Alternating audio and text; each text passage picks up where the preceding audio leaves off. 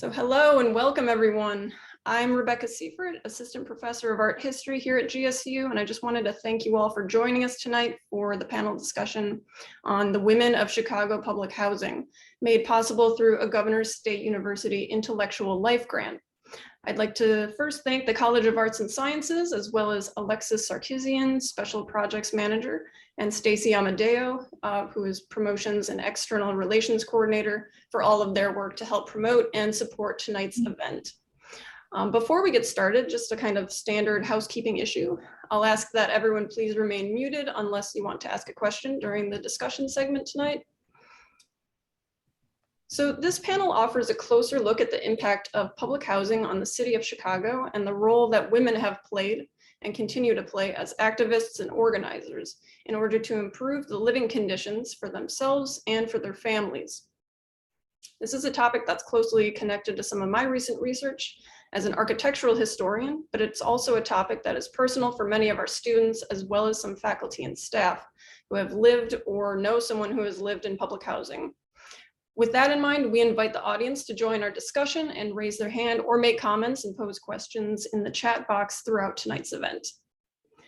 I'd like to begin by briefly introducing our panelists, who will then discuss their work and their relationship to this topic in a little bit more detail before we move on to our open conversation. So we'll start with Ben Austin.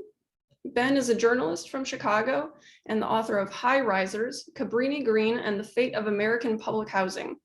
He is also the co-host of the podcast, Some of My Best Friends Are. Please welcome Ben. Thank you. Thank you. Should I speak right now about myself, or do you want to? Great. Sure. Yeah, go ahead. Thanks so much, Rebecca. I mean, it's a real honor to be on here with Susan, whose book with Roberta, Dignity of Resistance, was really powerful for me reading it, and also Shakira, whose work at the National Public Housing Museum feels so valuable. And I've been following the work at the museum since really its inception. So I wrote this book about Cabrini Green, and I started as the last tower at Cabrini Green was coming down.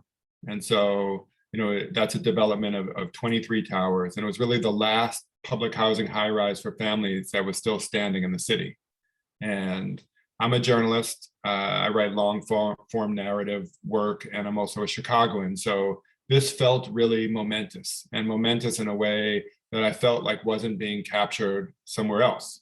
That here is this place that had been demonized, that had been mythologized, that existed in the public imagination in this expanded way. And so that it was disappearing, that it was gone, felt like it's something that had to be wrestled with. There are these other sort of logistical questions like, all right, this was a place where tens of thousands of people lived. Where did they all go? What happened? And what about the story of public housing, and specifically high-rise public housing? Here we have this experiment that 70 years in the making, or 60 years in the making, and it's ending. So what did that mean for our values and for the city? So I launched into this book and, hundreds of interviews. And I think specifically for this conversation, I think later I'll talk about resident management, which is something that really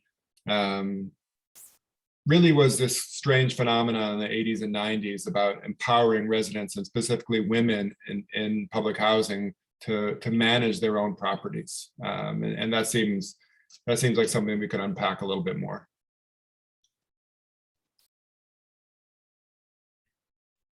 Thank you, Ben.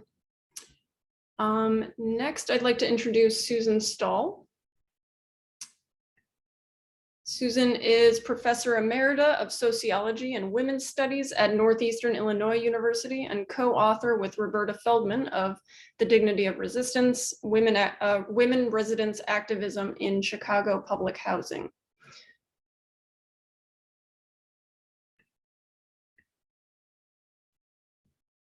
Oh, Susan, I think you're still muted. There, that's better. Thanks for organizing this, Rebecca, and I look forward to hearing more full-bodied accounts of Ben's and Shakira's work. So this is a really fun panel to be on. Yeah, as Rebecca said, I'm a sociologist and a person who has been in gender studies for many, many years. And I had already studied women's activism and taught a course called The Built Environment, Gender in the Built Environment, a few times um, before I got involved at Wentworth Gardens. And just the trajectory to that involvement actually started with the Harold Washington campaign years ago. Um, I was working with a group called Women United for a Better Chicago to help put up the gender issues for Harold Washington's campaign, which was really interesting. And in doing that, I was hired as a consultant to, I suggested we look at women in housing because housing, as we all know, is such a huge issue. And for particularly female headed households, low income, there's just this dearth of affordable housing.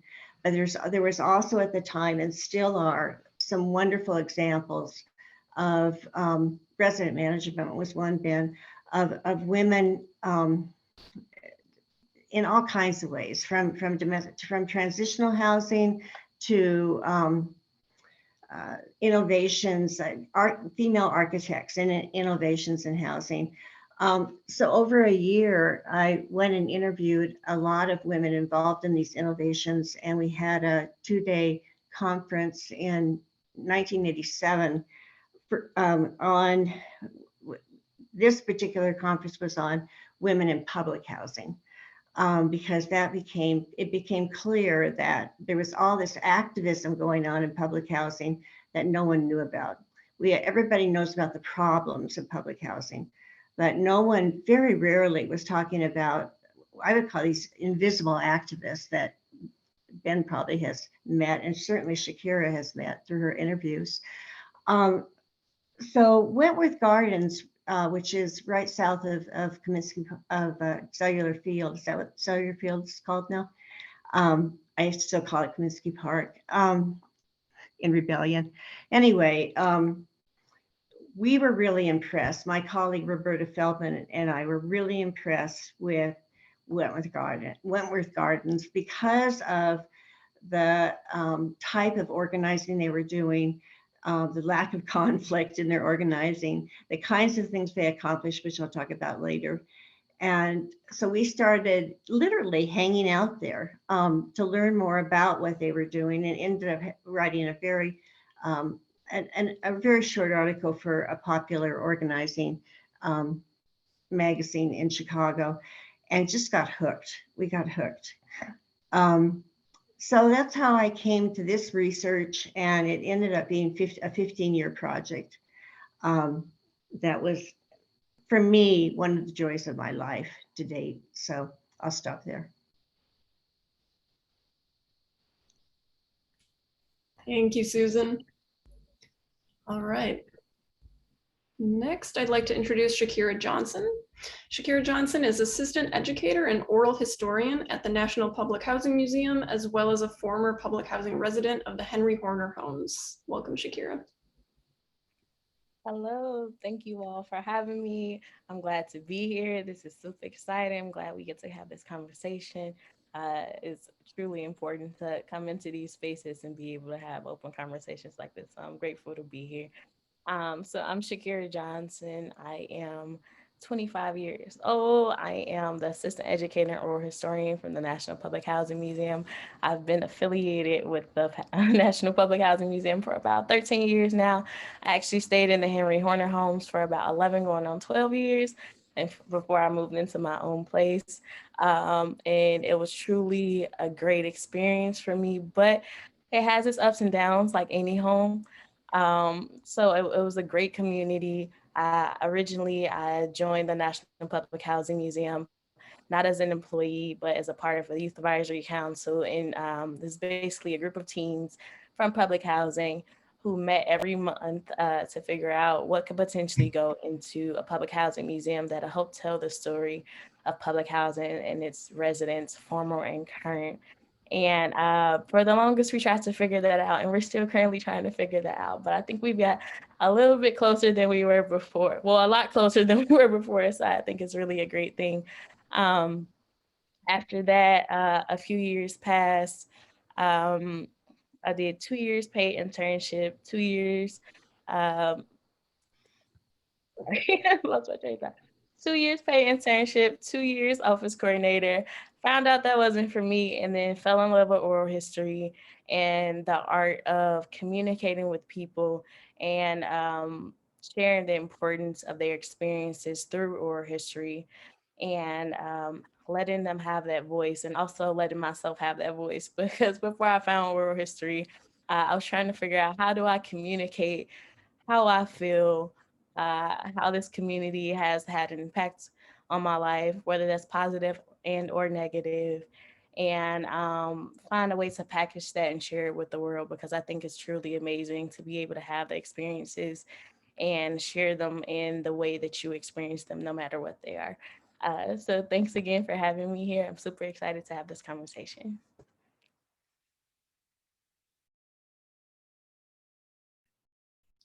Great, thank you so much. And Shakira, I know you have a PowerPoint. Did you want to share that now, and we can kind of use that to kickstart our conversation? Yeah, of course. All right, great. I can just share my screen. Here we are.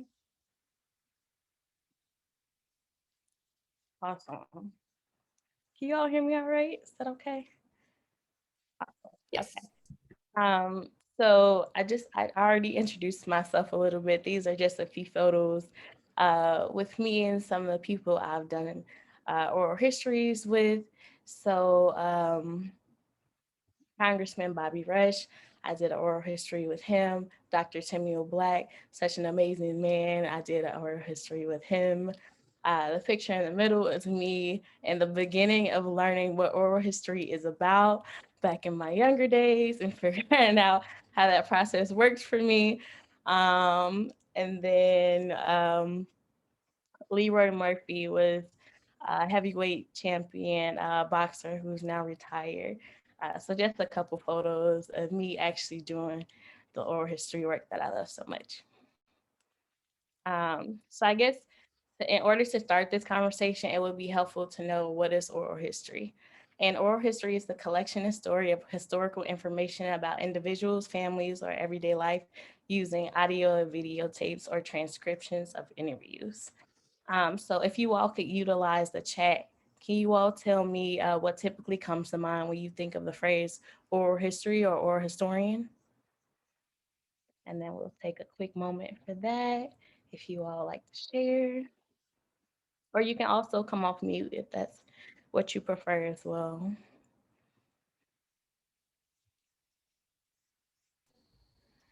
I'll say that when I think of an oral historian, I think of someone who is, as you say, present or not present, with the person they're doing the oral history with, physically with them, if at all possible, not during the lately.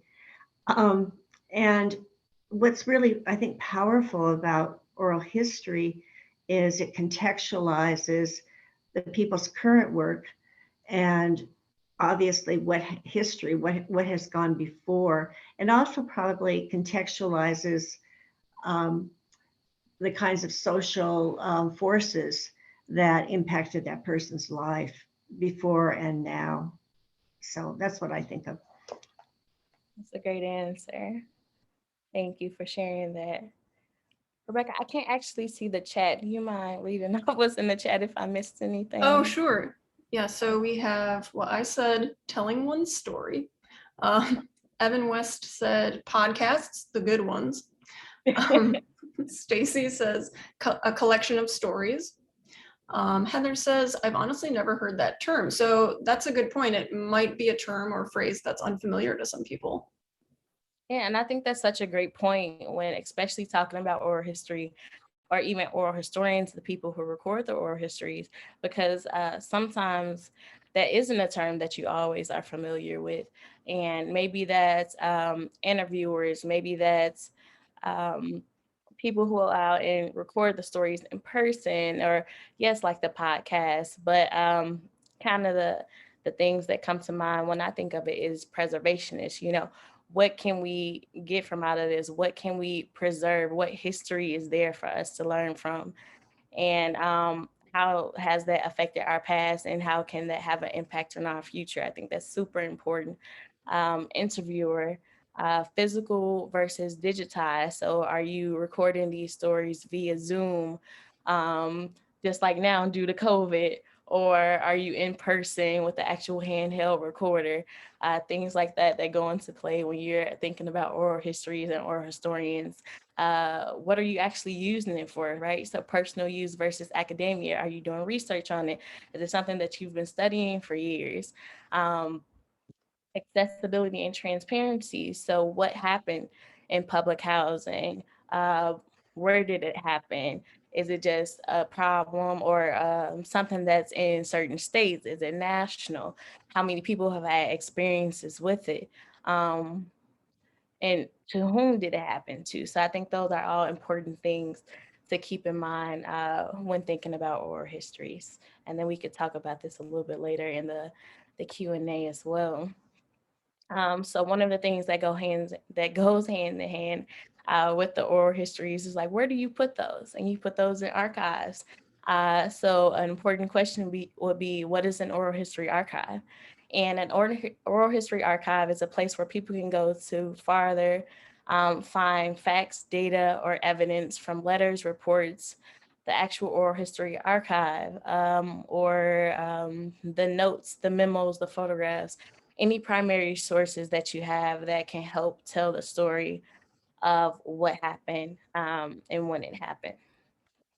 So another few key points of the archives is they're used for historical preservation. They could be used for expanding the scope. So a lot of the times when people hear public housing, they may not know a lot about public housing, or may have never heard about it at all. Or some of the things you can hear about it can be like preconceived notions about the actual experiences, what went on in public housing. But my personal experience can be totally different than somebody else who's had experiences, and it could have been like terrible. Mine's happened to be great, but there were times in public housing where I felt like there were like a lack of resources or a lot of resources.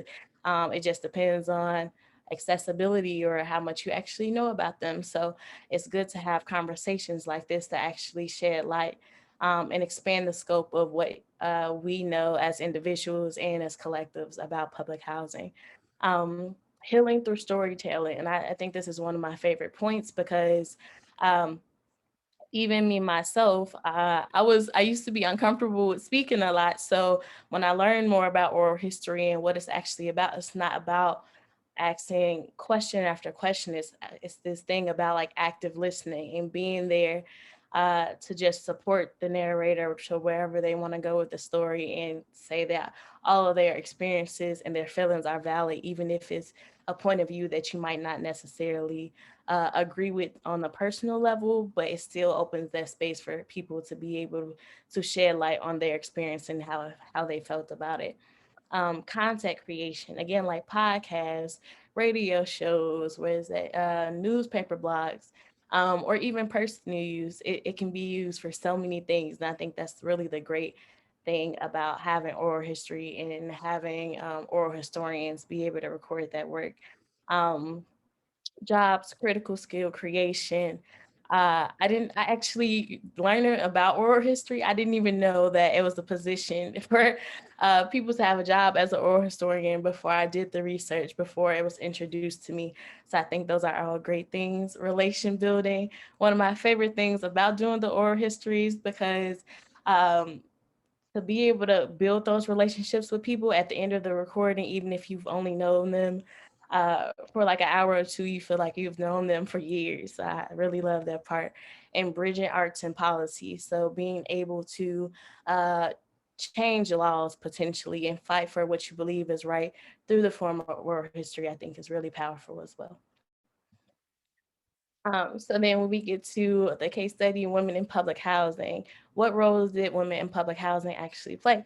And I think this is an important question because we have to figure out which time period we're talking about, right? So when we think of women in public housing and the time period that I was there, women in public housing were role models, they were mothers, they become entrepreneurs, and then sometimes depending on which environment or community you're in, you either had access to a lot of resources, or there was a lack of community resources and accessibility to those. And where are these resources? How do I obtain them? Who's telling me about these? What requirements do you have to reach in order to be eligible for those? So those are all the things that come into play when we think about women in public housing. Um, as these roles in the same have been in the same, are they the same now as they were in the past?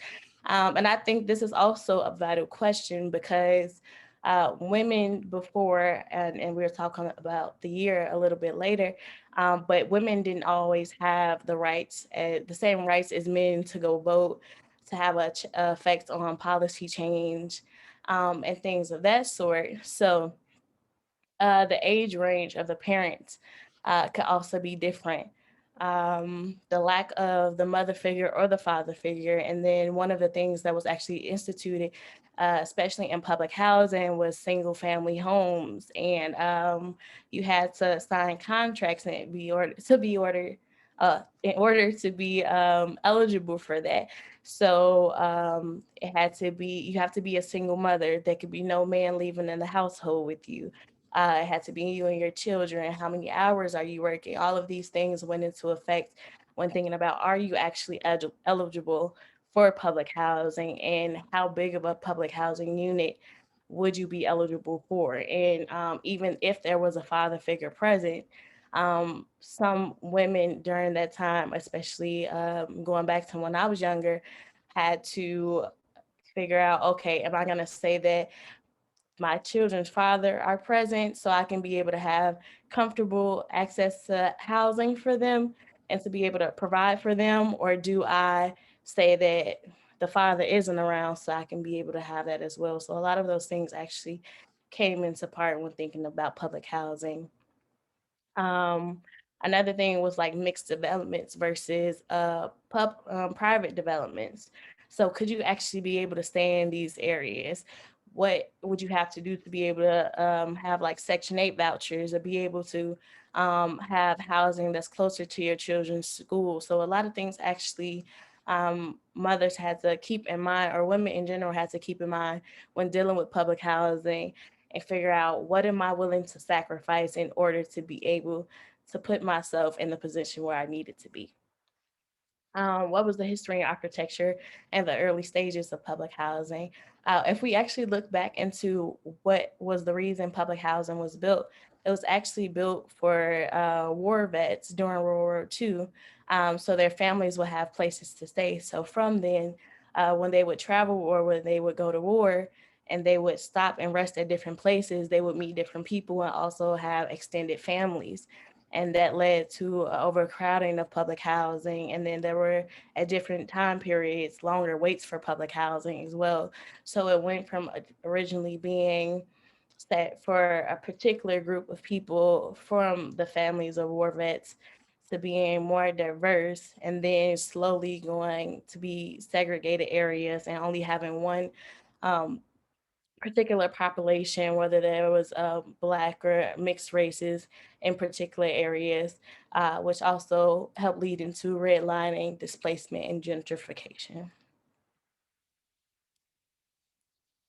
Um, and then going back to touch bases on what affected women in public housing. So the 19th Amendment legally guaranteed American women the right to vote, which happened in 1920.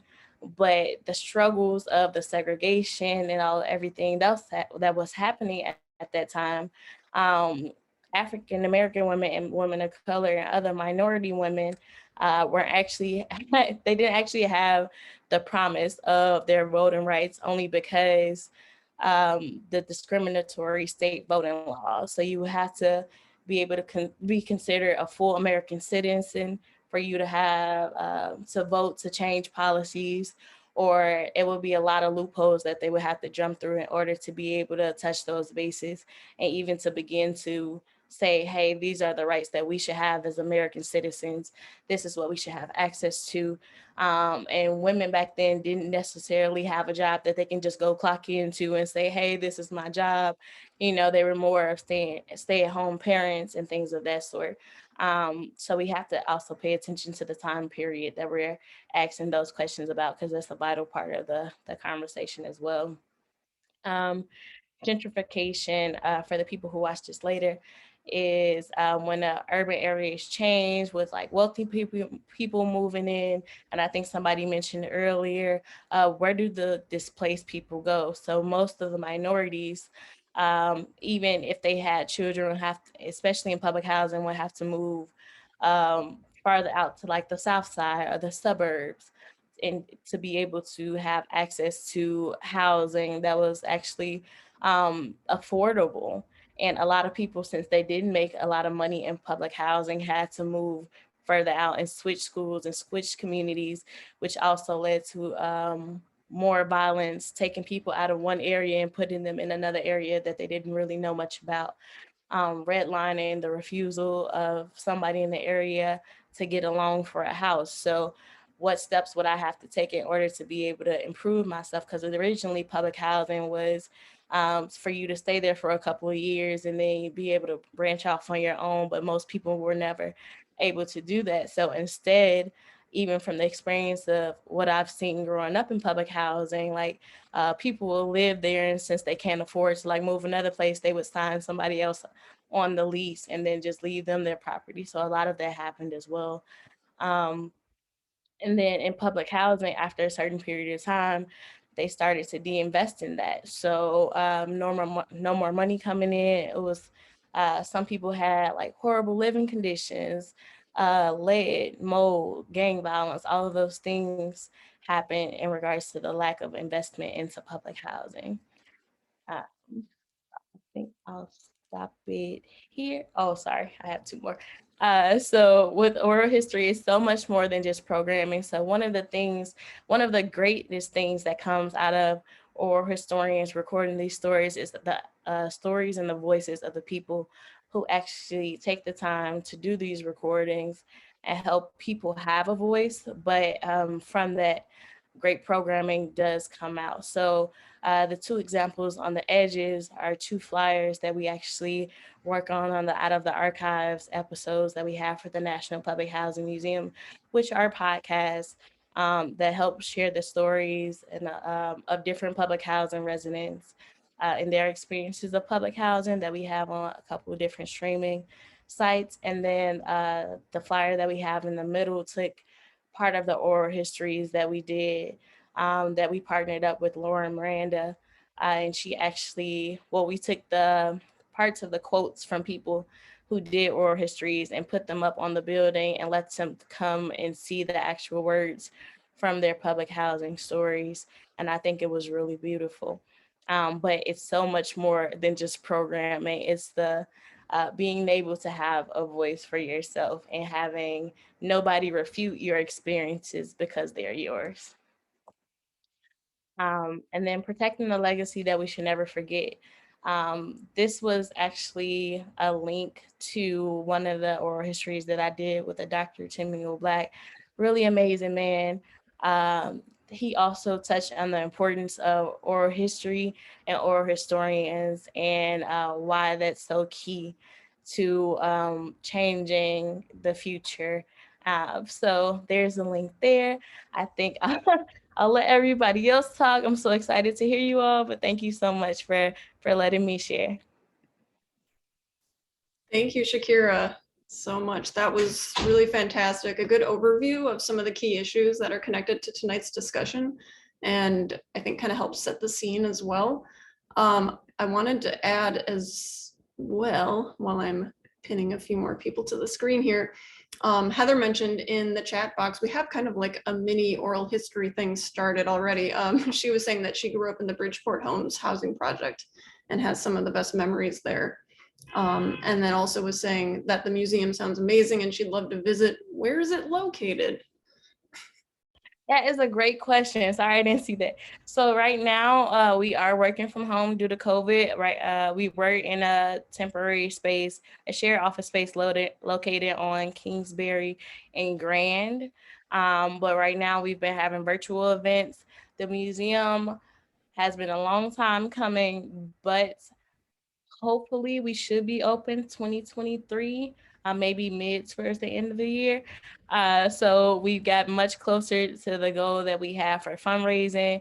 We had a few loopholes that we had to jump through, but one of the original agreements was to keep the original building that the residents fought so hard for. So that was another reason that we had to reconfigure some plans and make sure that we respected all of the things that the residents wanted to keep into the museum as well. On Taylor Street in the former Abla Homes, correct? Yes. Yeah. Okay, great. And yeah, I can post a link to the website if you want. That's a good idea. So where to get started? I have a list of questions that we can kind of run through. Thank you, Shakira, for posting the website. But I thought maybe we could start just because resident management came up a few times already. Maybe we start there. And if someone doesn't mind just kind of explaining for those who might not be familiar with the phrase, what that means, what that entails, and how it relates to tonight's discussion. Yeah, I could start if that's all right. So in the 1980s, as public housing was both underfunded and sort of falling apart, there was this proposal to let residents manage their own buildings. And today in our sort of privatized world where everything is not, nothing is managed by government, that might seem radical, but this is sort of like these first inroads. And, this was about 10 years before the city was willing to demolish public housing. So the city probably wanted to, but like the idea that there were still about 38,000 units of public housing that were mostly for low-income Black people, politically it was like untenable. And so they had to find alternatives. And this was one of them that was happening across the country.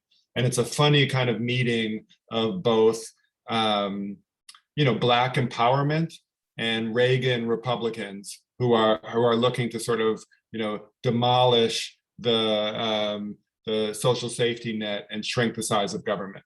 And so it's interesting to think about that cross section that happens, and wow, like what a wild thing. And also, what it meant for residents who were, as Shakira said, mostly women who ran these things, who were, overrepresented as far as adults and took charge of running these buildings. And so, and you can imagine, what does it mean to run a public housing building, to manage it?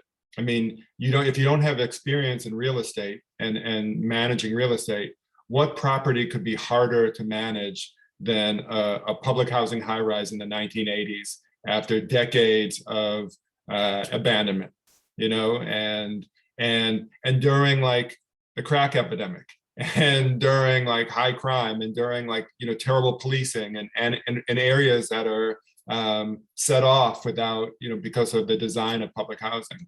So the challenge was really high.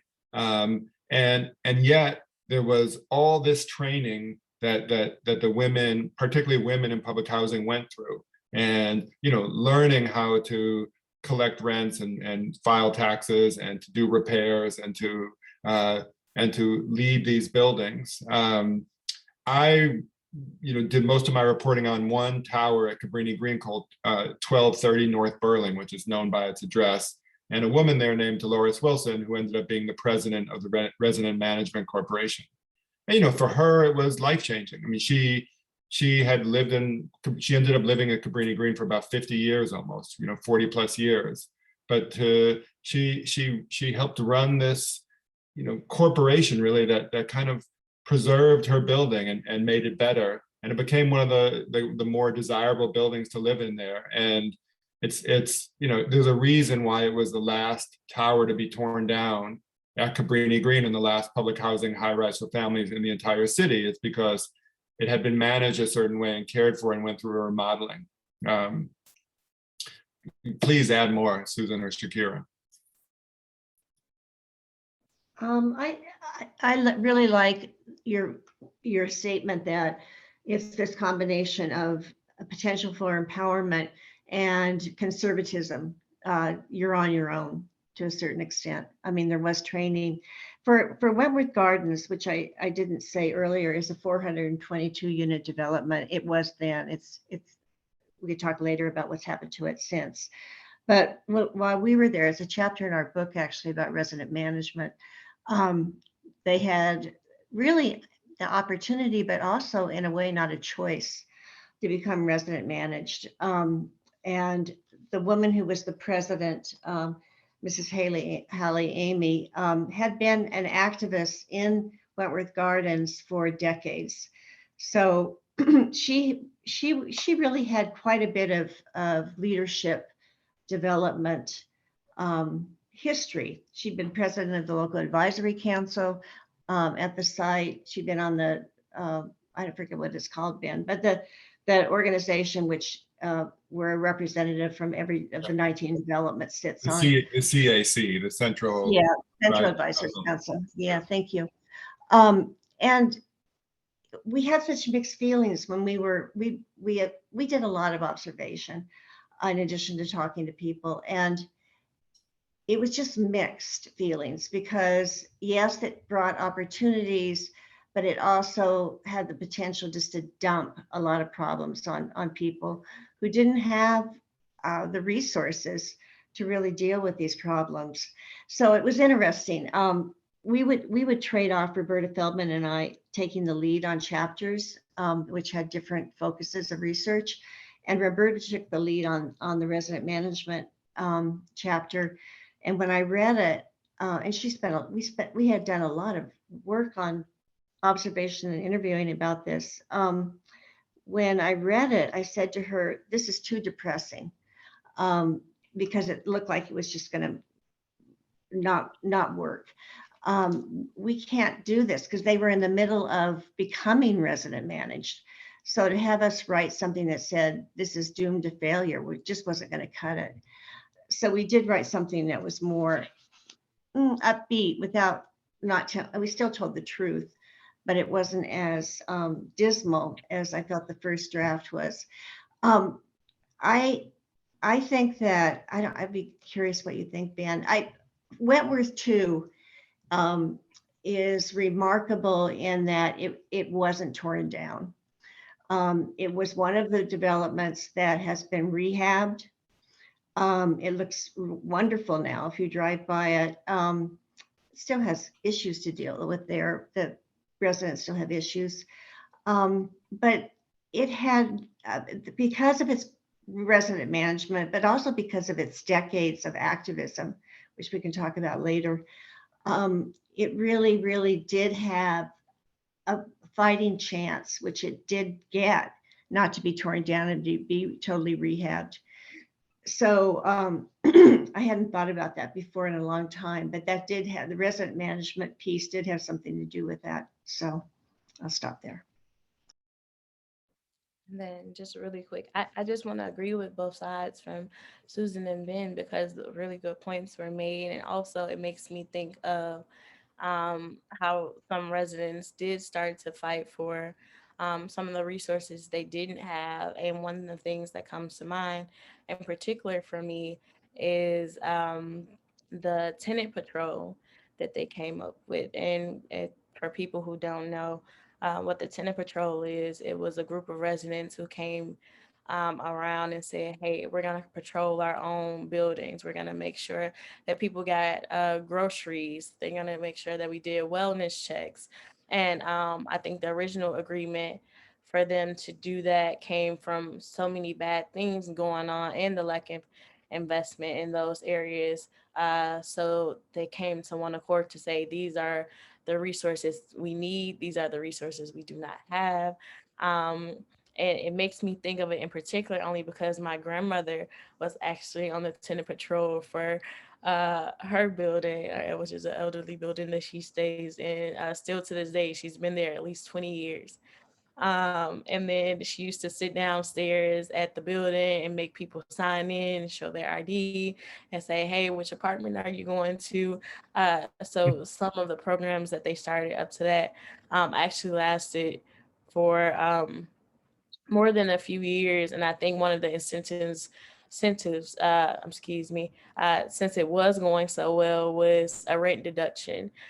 So if you would volunteer to do this, like maybe $100 or a portion would be taken off of your rent to volunteer to help provide some of the resources that they need. So I think this both great points. It just reminded me of that.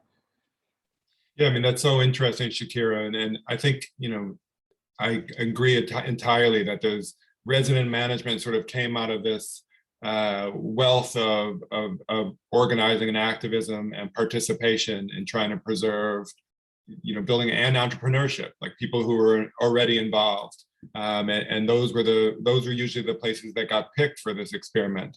It's also this funny two sides of a coin. You were talking about all these structural problems that lead to great injustices, and that residents were on the one hand, there's this idea, this sort of fallacy that only homeowners are sort of invested in their communities. And here we have this example where we have renters in public housing who are completely invested in their community, so much so that they're willing to do this volunteer work and even risk their own safety.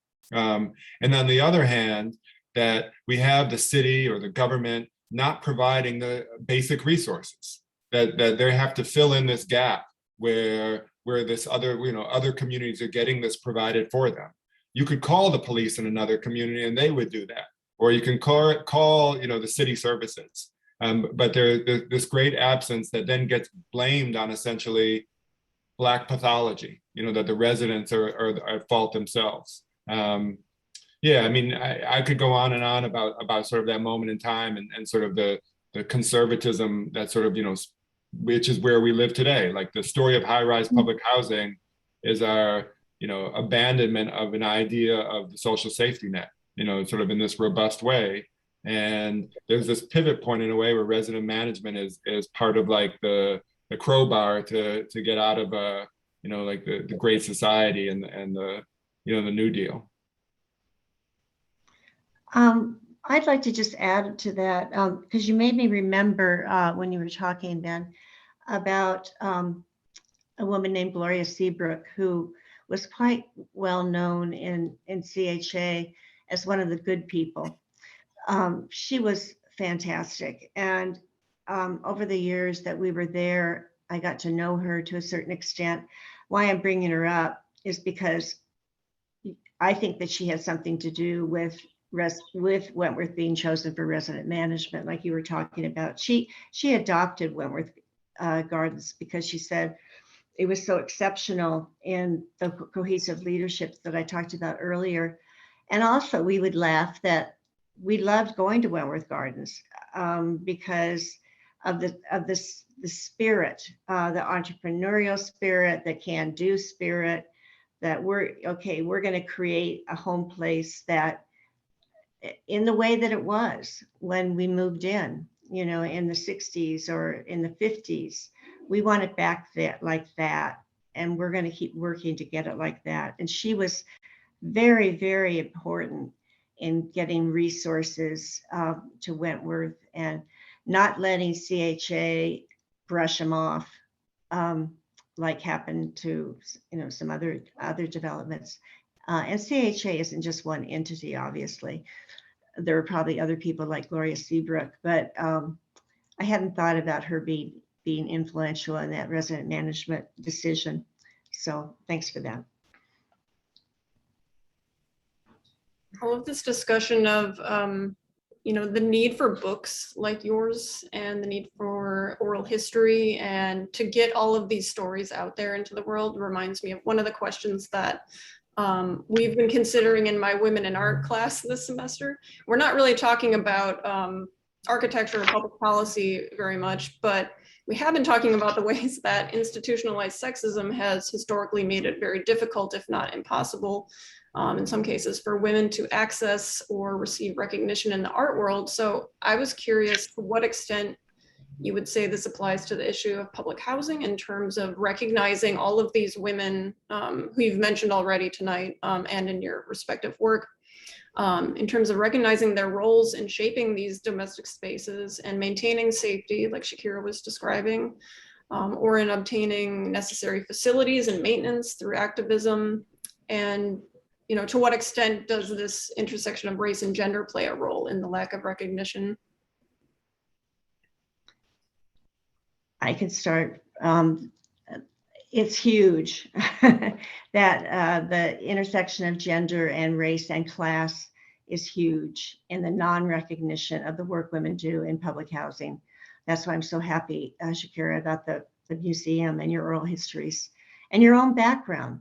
It's informing, I'm sure, what you're doing. The women in Wentworth Gardens started a laundromat in the building. They started a grocery store. They had a chapel, and these were all happening in the basements because they appropriated space, but they couldn't get anything above basement space. They started a preschool. They had the field house cleaned out so that it could be turned over to what it was supposed to be doing with the youth activities. Actually these achievements were invisible because they were in the basements. So we wouldn't have known about them even if we were walking through the development and people weren't taking us to them. And each one of those accomplishments had a long story behind it. And just keeping them going was an achievement. They didn't get known until the White Sox Stadium what they read about in the Tribune. Haley Amy read that there was a good chance their development was going to be knocked down. And she read that in the newspaper and shared it with the other residents. And they had what we called the good fight. I mean, a very good fight, partnering with someone they had been working with over time, Sheila Radford Hill, who's a community organizer. And she came and partnered with them to form a nonprofit that was going to fight the stadium being built on their development. As it turns out, the stadium was built north of their development, and all those homes, working class African American family homes, were torn down. And they were given a good deal. They weren't moved to the other side of the Dan Ryan and had new housing built. But that was something that got them press because they were fighting in public. And Sheila Radford Hill had pretty clever ideas as an Alinsky organizer about how they could get that notoriety, really. And they had fun doing it, actually. So it's a longer story about what happened there, but yeah, their invisibility was really, really huge. And one of the joys that we had as eventually authors, but also activists, I think, at the development, I would think we were partnering in lots of different efforts, was getting these women out and about and into nonprofits to speak, into universities to speak, being flown to San Francisco to get an award. Just getting their stories told was, there was an exhibit at the Peace Museum in Chicago about their work. There was a play made about their work. David Barr did a play, and that was at one of the showings was at the Humanities Festival. And actors played their roles and replayed some of the activism they'd done. So I have a great passion for, it's been kind of my career, not just at Wentworth, getting invisible work made visible. I think that is so essential because the work these women did for years, decades, was not recognized, except by people like Gloria Seabrook. So I'll get off my platform and stop there.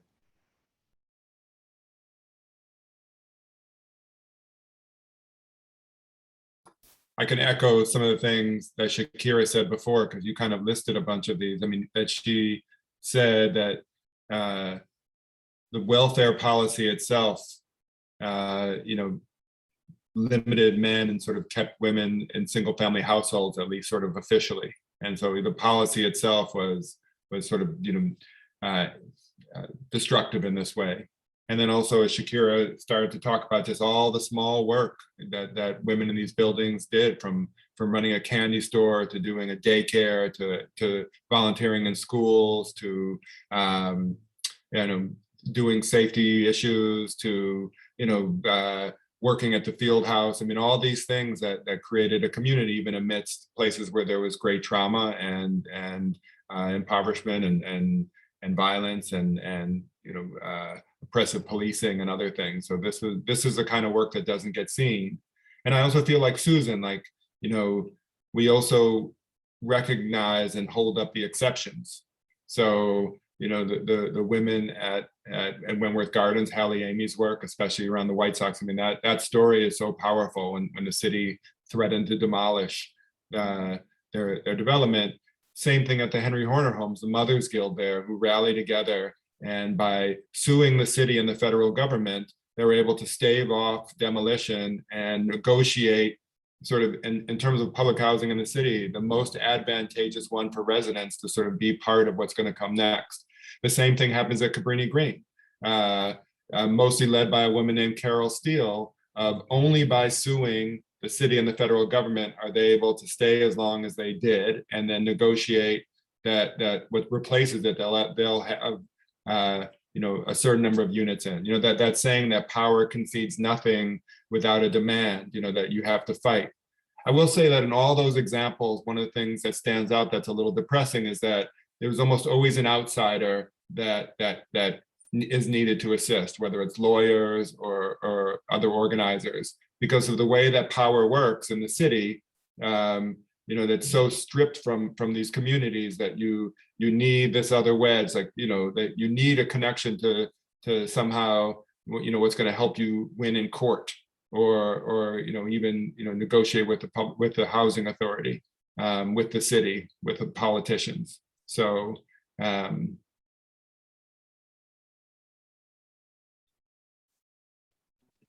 I'll just say one last thing to piggyback on that. It's interesting because you mentioned the Henry Horner Homes, and that's where I'm from. But with that particular development, even before my mom moved there, and at this time I was a kid, but even them, they had, because we stayed on the 5th floor of the 7-story building, but there were like row houses in the back. So they would either have meetings in the little cafeteria room downstairs, but there was also like after school room for the kids. So when I hear stories about like candy ladies or like entrepreneurship, because you couldn't go out and get another job because then you would have to like move out or whatever the case may have been. I know so many people, even my mom had a candy store. There was a candy store like on the 7th floor. There was a candy store on the 3rd floor. There was a person who did hair, I believe, on the 4th floor. There was a person who cooked actual meals and sold plates. There was somebody who watched the kids, or because there is an elementary school down the street, somebody would watch the kids. Yes, icy cups across the street in the back by the playground. So a lot of great ways to keep families afloat during rough times, and there were rough times.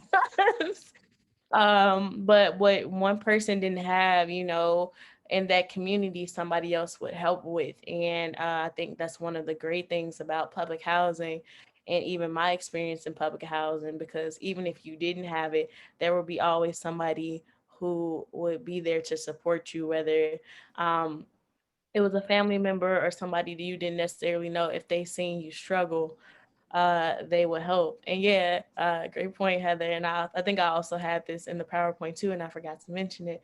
But it definitely takes a village, to raise a family, to raise a child, and even to put you back on your feet, when you fall down sometimes. And I think all of that came with public housing, even with all of the struggles. So I think public housing was a great thing and but it also had like a lot of bad times. And I think telling stories of the good and the bad times, no matter how beautiful or how brutal, is really important because all of those help tell and frame the bigger picture of what it actually was to be in public housing.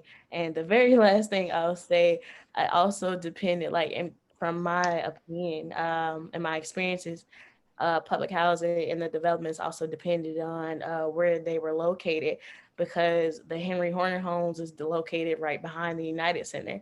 So even that has had multiple phases and has undergone multiple phases of construction, tearing down the buildings, but the residents did fight to keep that up.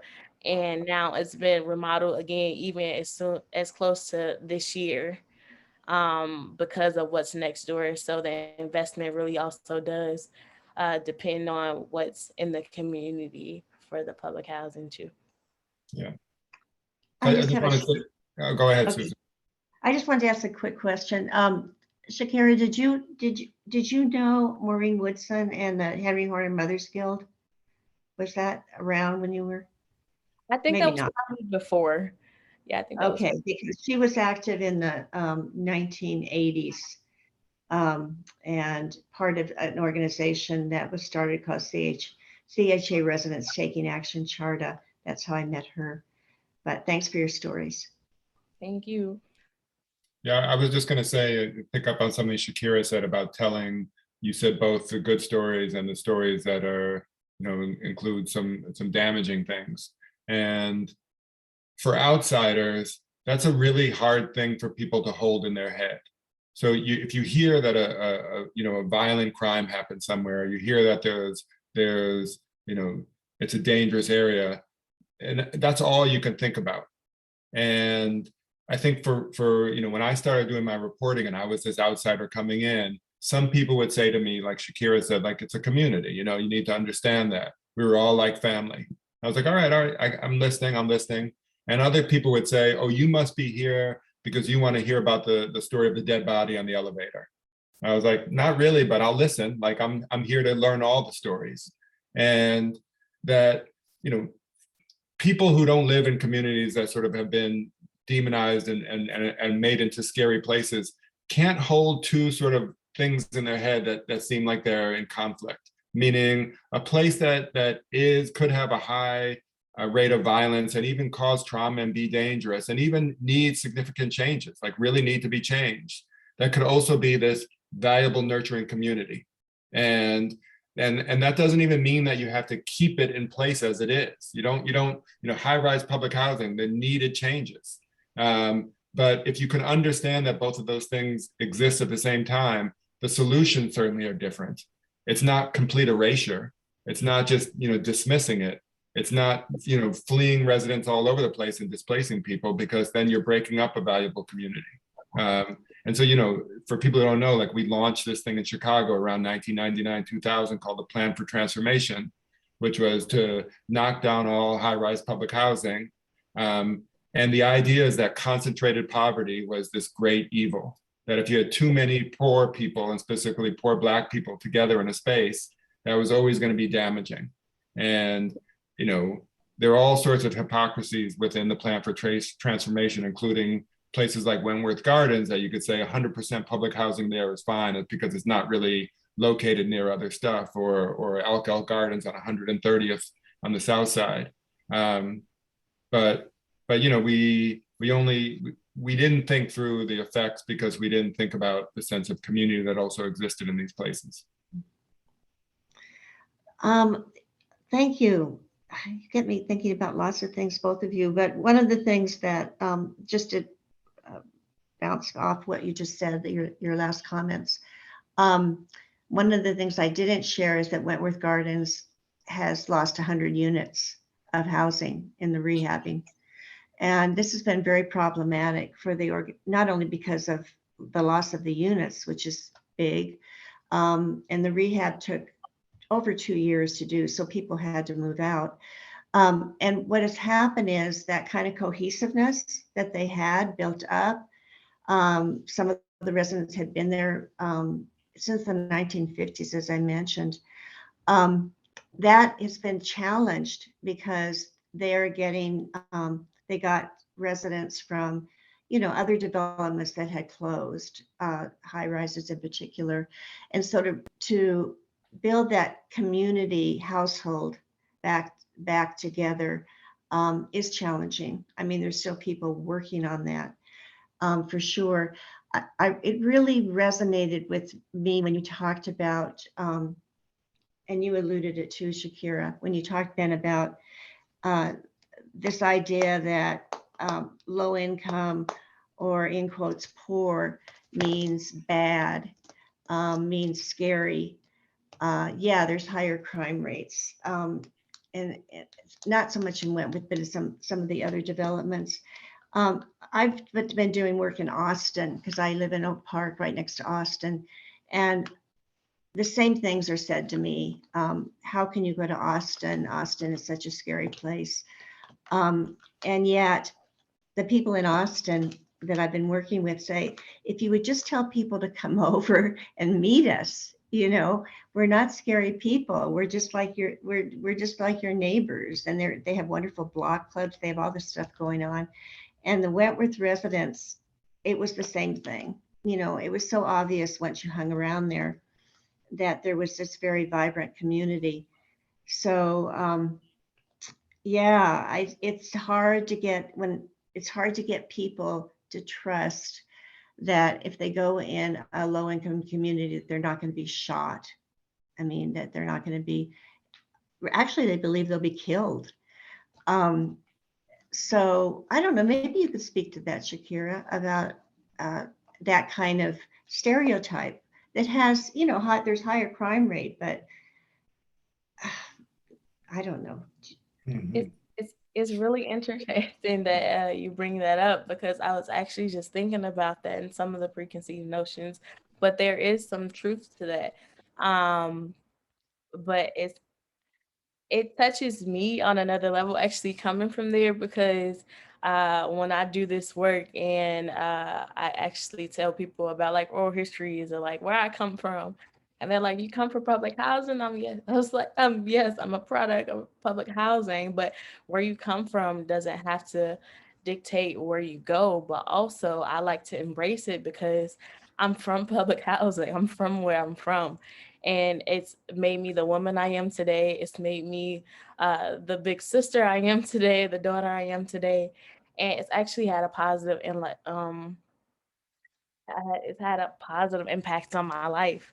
And when people say, I don't want to go to this area, oh, it's dangerous, I think the common thing to know that anything can happen anywhere, no matter where you are.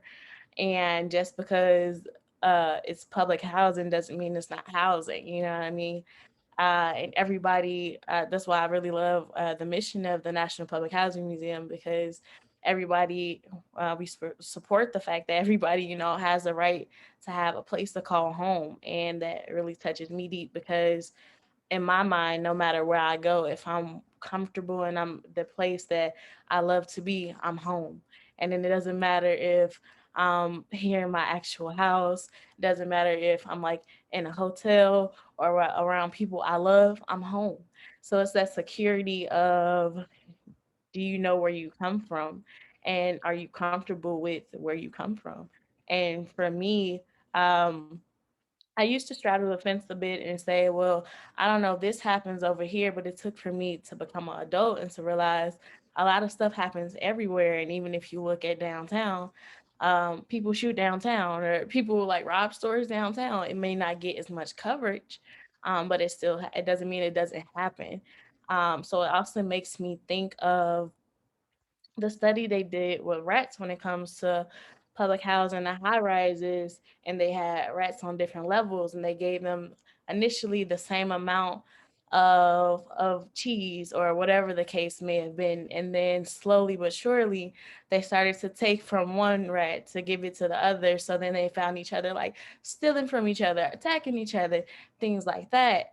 But doing that study and kind of compare that to how would this work for high rises for people in areas that we don't really have as many resources, sometimes that tends to happen. What do you do, you know, when you don't have access to the things that you need to live and nobody's trying to help you get it, or you don't know how to access it? Unfortunately, sometimes things like that happen, but I think it's important to know that one, we're all people at the end of the day, no matter what race, no matter what sex, no matter how our opinions differ, we are all human. We all make mistakes. We all have opportunities to learn. It just depends on how you take those opportunities and how you change your perspective about where you come from and what steps you need to take to get there. And I think a lot of the times, too, a common conversation with people who come from public housing and people from other areas as well, you know, we're not afforded all the time the same opportunities as somebody else may have. And maybe like going back to school isn't on my first set of to-do lists, and I feel like I'm struggling, or I feel like I want to attain a job that I don't have access to, or trying to figure out who we are as individuals. I think it's important for us to know that, you know, people start off in different places and not everybody has the same opportunities, but that doesn't mean that we're not all working hard and, you know, trying to strive for something great. We may just have different priorities at different times. So back to your question to what do I feel, or, you know, what kind of goes through mind when I hear people say like, oh, I don't want to go into this area, it's dangerous. In my mind, I'm like, I want to go because I don't really, it's like, it's home to me, but also I could be at a resort and something may still happen. So you don't really know. I think it's always about like being aware no matter where you are, but also, you know, respecting that people are people no matter where they come from. It's all relative, right? Because before I moved to Chicago, I was living in New York for about 12 years. And when I told folks that I was moving to Chicago, everyone across the board was like, be careful, that's a really dangerous city, you know, like with also no idea about where in the city I would be living even. I think it's really interesting, but I just recently, is as soon as this year, I believe I heard, I met somebody from a different state. I think they're from Philadelphia, and I told them where I was from, and they're like, "Oh, you stay in Chirac? You stay in Chicago? Isn't it dangerous? Don't people die every day?" I'm like, "Don't people die everywhere?" So it's just like, you know, anything happens anywhere, but you know, it's just knowing where you come from, accepting where you come from, and you know, making the best out of any situation, just really changing perspective. Because me personally, I'm glad I grew up where I grew up. There was some times I feel like I could have learned a few lessons differently maybe, but also if I didn't learn the lessons that I did, if I didn't experience the stuff that I did, I wouldn't be the person I am today. And I think that really also just speaks to the power of oral history as a tool for advocating for residents and, you know, residents' rights, and also for facilitating the study of public housing. So that leads me to my next question, which I know Shakira really provided a lot of kind of context for us in that direction. But maybe I'd like to kind of put that question out there for Ben and Susan as well, because oral history obviously played a huge role in your work as well. So how do you see the role of oral history functioning in terms of advocating for residents' rights? I mean, I loved what Shakira, her presentation, and also what she's doing at the National Public Housing. And I'm such a fan of the National Public Housing, and that they're archiving so much of this work, so many stories by residents that, you know, in their own words. I'm also going to plug a friend's book. Audrey Petty has a collection of oral histories of public housing residents called High Rise Stories. And it really does just, you know, the labor it takes to, you know, get, you know, work with people, to have them tell their own stories, and then the kind of confidence as a writer to step back and just let those stories exist without editorializing. That's really powerful. What's interesting that you're asking, you know, both Susan and me this question is like, neither of us work that way in terms of, just allowing the oral histories to stand alone. Like the kind of writing and research we do, we including with voices of residents, we also have all this other stuff. And so, there's some of that is, just a different nature of our work. And it's like wanting to tell an even broader story. And so I think oral histories are a piece of what we do. And it's like almost like the essential piece, because without the voices of residents in their own words, it lacks its meaning, it lacks its sort of validity. But I will, I wanted to add that caveat that certainly the work that I do as a reporter and journalist, and even the kind of, even as a profile writer, sometimes like I am taking other people's words and showing them, but then there are a lot of my words of sort of like telling, context and juxtaposing different voices, the kind of work that a writer can do, that when you're doing an oral history, you can edit the interview, but you really have your own words are not present. Yeah, just to add to that, thank you. You captured that really well, Ben. Besides the stories that women told us, and I think, I don't know what I mentioned, but we interviewed 23 activists, but we would interview them over and over in various settings. And we also did a lot of observation and a lot of attending meetings, events, et cetera, et cetera. But I'll just tell one wonderful story. And the other thing I wanted to say is, when the books came out, Roberta and I went to Wentworth, and we had books for every one of the participants. And they were very happy to have the books, but I don't think the books meant as much as other things that happened. I think that when they would go and talk places, some of the other partnerships we were able to, they were part of a telecourse, so that had a video of them in it that we made, and they loved that video, VHS, that they showed it everywhere. I think that was actually more usable to them on an everyday level than a book. But a good story that is, and it's a quick story. Wentworth Gardens is, I told you, south of Comiskey Park, and on the other side of the Dan Ryan, you probably know, there's IIT, the Illinois Institute of Technology.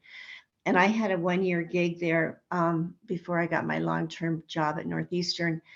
And I decided that, and I actually knew the community relations person, Leroy Kennedy, because we'd done some work together on housing. And so I said to Leroy, I'm not going to be here very long, but why don't we do something with the public housing residents that are all around us? And IIT acts like they don't exist, understandably, because they think they won't get students to come. Their parents won't let them come if there's public housing around. But there was Stateway Gardens north of IIT, and then Wentworth across the Dan Ryan. I don't think anyone there had ever met anyone from Wentworth, and maybe they'd met, Leroy had, but I don't think anyone else had. So what we did is we organized a luncheon. The IIT gave us money to do this for staff and faculty, and I had my students come in my classes. And Alberta McCain from Stateway Gardens was there. She was the lead organizer, and Haley Amy came, and they got up on they were on the stage because they were the honored guests. And when Mrs. Amy came to the mic, she said, "Hi, neighbors," and everybody it just melted the ice, And she said, we've never been here, but we're your neighbors. And she just talked and in a way that was so accessible that I don't think anyone who was in that room, I can't believe it, would ever feel this. It set up some cognitive dissonance about their feelings about public housing, and that's one of many stories, but it's one about getting people out and about so that they can see how rich, the lives and the actions are of people in public housing. So We think of ways where how do stories travel, so you collect stories, and Mrs. Amy can physically go somewhere and speak for herself, or Shakira can collect them and put them on the website, these narratives, and put them on the website of the National Public Housing Museum, and anyone can go there. Or we can put them in a book and we can bring the book somewhere. Susan, I taught your book at a class in Stateville Prison to a group of men there, who then had a discussion about, what does women leadership mean? And it was really powerful. And without that, the physical object to bring it in there was no way to carry the story of Hallie Amy in there. So yeah, I mean, we have these oral histories, and they're incredibly valuable. And then, as Shakira said, like, she's a preservationist. What do you, and then how do you then disseminate them? And so we think about these different medium. It used to be VHS, but now it might be, the website, or it might be a physical object like a book. To kind of jump off that, since you mentioned teaching the class at Stateville, I know that I'm recording this, and there are a number of faculty who are interested in watching it afterwards. And so just kind of thinking about the fact that what unites us all here is that we're all educators in different ways.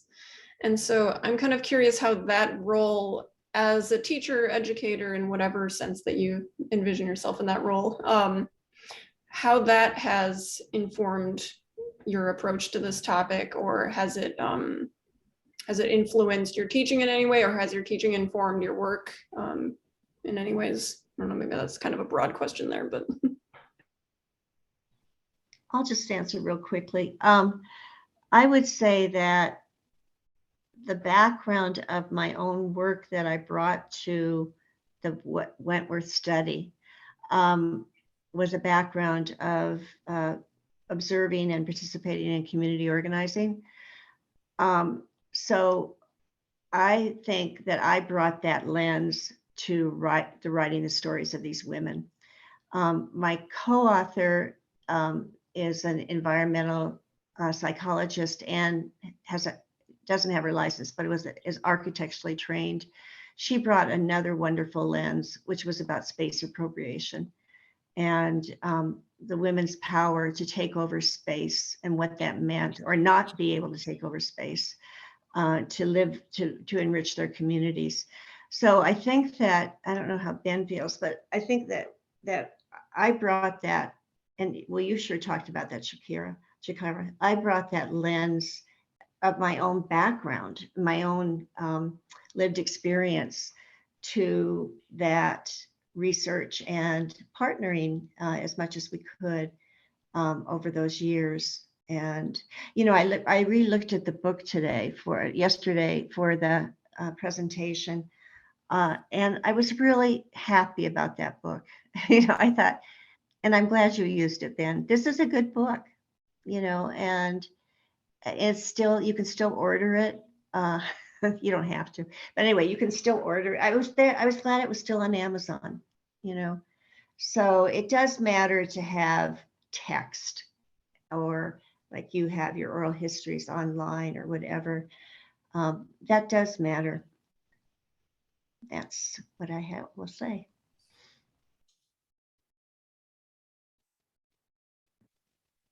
I just touched basically on that really quick. I think for me, being an oral historian and an assistant educator, thing that I bring to that is, one, yes, my lived experience. That's one of the most important things that I have. But also the fact as my outlook as an educator, in a sense, we always have more to learn, even ourselves as educators. So I think that not only do we bring stuff to the table into the conversation, we also take out so much stuff that we may not have known about. And I think just having an inclusive space at all times, or at least an idea or a thought to be able to also absorb this information as much as we put out information is a great gift as well. Yeah. Yeah, I mean, I probably will just say similar things with different words, and that, you know, as a writer and a journalist, I feel like stories are maybe the most powerful medium to convey information. And, you know, I don't know if that's going to change people or not, but as a way to take big ideas and turn, you know, put them as in part of storytelling is a way where people can absorb information in a powerful way. And as teaching, it's as Shakira just said, it's a dynamic interaction. You know, it's not you know, it's not some artifact, or it's not some, you know, the book is still alive. Like you're interacting with someone, you're hoping they get something, which means that things change. You might also be changed by the experience. You're trying to convey information, and that's what I mean. I think about this, you know, the story of high-rise public housing, which is kind of past here in Chicago. It is the past. And for, you know, I mean, Shakira, for most of your life, there weren't high-rise developments. I mean, like only, you know, you can remember them, but you know, it's a long time ago. But it's still, the issues are so much alive. You know, what we're talking about today can be applied to all the things that we're wrestling with in this city or in the country. You know, all sorts of issues that, you know, you just look in the news every day, that these are the big ideas that we're still not in agreement about across the country, and we're still trying to solve for. Well said. With the last few minutes that we have remaining, I don't know if anyone in the audience has a question, or if you all have questions for one another. And I wanted to open it up to that. I know that Shakira, you're going to keep working on these issues, and I look forward to now delving in and reading some of the things you've been gathering.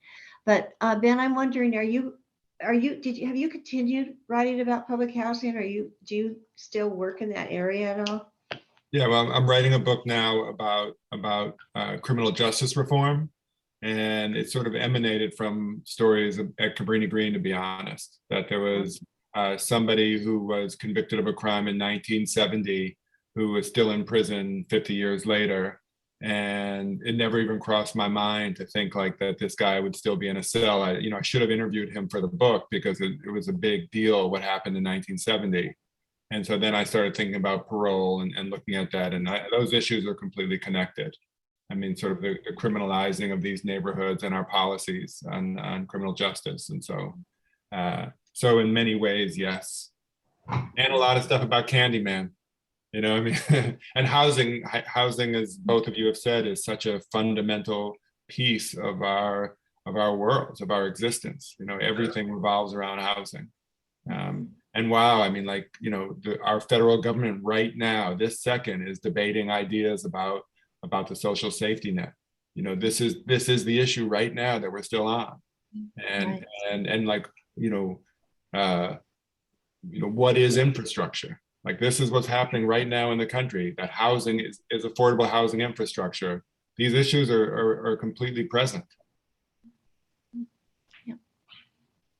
Yeah. I have a question for Shakira. Sure. Yeah. I mean, so I mentioned that when I do my reporting, and here I am, an outsider, white, male, you know, middle class, and I come in and I sort of heard this sort of dichotomy of stories. Like, you know, on the one hand, you know, like, you want to hear about the dead body, or do you want to hear, or this, you know, we're all a community, we're all family. Someone said this, like, the difference between Candyman and Good Times, you know, like horror story or kind of nostalgia. And I wonder, when you come in and you're interviewing residents, do you also experience that people sort of have these sort of, you know, they want to tell you these stories that are either the extreme ends of, like, you know, sort of nostalgia, or, you know, sort of horror story? I would say definitely yes. But more often than not, I go into the recordings with an open mind, clear thoughts, because I'm there to listen, but I also let them know before we start recording, you can talk about whatever you want to talk about, you know, nothing is too explicit, nothing is. You feel like you should be able to, filter what you say unless you want to, with respect to, who's recording you, of course. Um, but I think all experiences are valuable. So I just tell the people, you can go wherever you want to go with the story. Nothing is too much, nothing is too little. And then let them know, if they want to open up that space to become vulnerable in that way and to share some of the things that are kind of uncomfortable or um, some traumatic experiences, that's also all right. But I also open up in the space and say, hey, if you need a moment or if you feel like, you discuss something during the interview that you don't necessarily want to share, that's also all right. It kind of goes into our release form as well, because then if you say, hey, these are my special restrictions, I don't, want people to hear about this. Maybe I shared a little bit too much that made me uncomfortable, or no, everything is fine, you can share it. Then we kind of know the basis of what the narrator is actually comfortable with. So I would say I like to hear both sides of the story, but there is a such thing when it comes to oral histories as self-care. And sometimes a lot of the stories that people can share can either like bring up happy memories for you or like funny times, or even remind you of like traumatic experiences or something that they share is traumatic. And you just take the time, well, I just take the time as an oral historian to take that moment to decompress. But also just making sure that it's very important that they know this is a safe space, and whatever you want to share, there's room for that. So then I let them go wherever they want to go with the story. And if I get like a traumatic story, I'm sympathetic to what happened and I'm listening. But if I get a happy story, I'm happy along with the narrator. Maybe we joke a lot. And that's kind of like one of the things I deal with a lot during my oral history recording, is if it's on video, because I'm a really big person with like facial expressions. So I'll put myself on mute, and then like I'll try to refrain myself from directing the story in a certain way. So I'll try to keep like a calm composure, but also just really emphasizing that, it's a safe space. Whatever you want to share, you can share. And then most of the times you'll get a mixture of all of those stories. So it's great you touch all bases. But I think it's truly important to, when you have questions about nostalgic or any of the things, just keeping an open mind and not going into a recording actually looking for something specific. Because if you go into a recording looking for something specific, you may never find it. But if you go into a story listening just for everything, and being open to just absorbing information, then you'll find way more than you were looking for before. And most of the times that's better. Thank you. Shakira, do you conduct your oral histories over Zoom or in person? Stacy was asking. Yeah, so it's Zoom now. Originally, when I first started, I want to say maybe 3 years ago, it was in person. So I had like a Zoom recorder, a secondary microphone, my backup SD cards and batteries. And then either the person would come meet me, or I would go to the person to record it. But since the whole thing of COVID and, ensuring that the narrators are safe, that I'm safe, the staff is safe, we kind of migrated over to Zoom. So that allows people to, if they don't have like a desktop or a laptop, to dial in a phone number and do that over the phone, or also allows the person, if they like to be seen, to do a Zoom aspect where they can turn the camera on or off. And that's kind of how we navigate it. Yeah, it kind of nicely opens up more options in that way. She asked, do you like that platform better than in person? Yes and no. It's easier to be in multiple places with Zoom.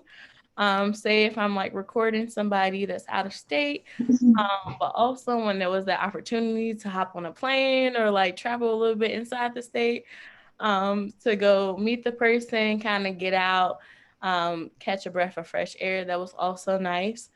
So hopefully one day we'll get back to them, but I think that Zoom is effective and efficient in the way that I could record somebody that's in like Arizona or Atlanta or anywhere, since we are a national museum, to open that space and also save money. Because if you're traveling a lot, it has to have the funds for that. So that's also like something that comes into play when being an oral historian. How do I access these people? Where are they? How am I able to get the story? So Zoom is actually really helpful. I love both platforms, but I would say in person always has that that intimate setting that, you know, you get to ask the person about their day and how's it going. And it's more of it's kind of the same in both. I know it's hard to say, but that one-on-one conversation is also sometimes great. So yeah, I like them both. Well, I think that's as good a place as any to wrap up for the evening, just looking at the time. So I just want to say a huge thank you to our panel, Shakira Johnson, Susan Stahl, and Ben Austin. This was a fantastic conversation that will have a life beyond this very intimate setting of the 7 of us. And thank you also to those who joined us in the audience and for sharing some of your stories as well and your questions. Thank you Thank all. you, Rebecca. Yeah, Get it. thank you. And thanks, Rebecca, for putting this together. Yes. Of course, thank you so much. Have a good evening, everyone. Take care. Okay. Take care. Bye-bye. Bye-bye.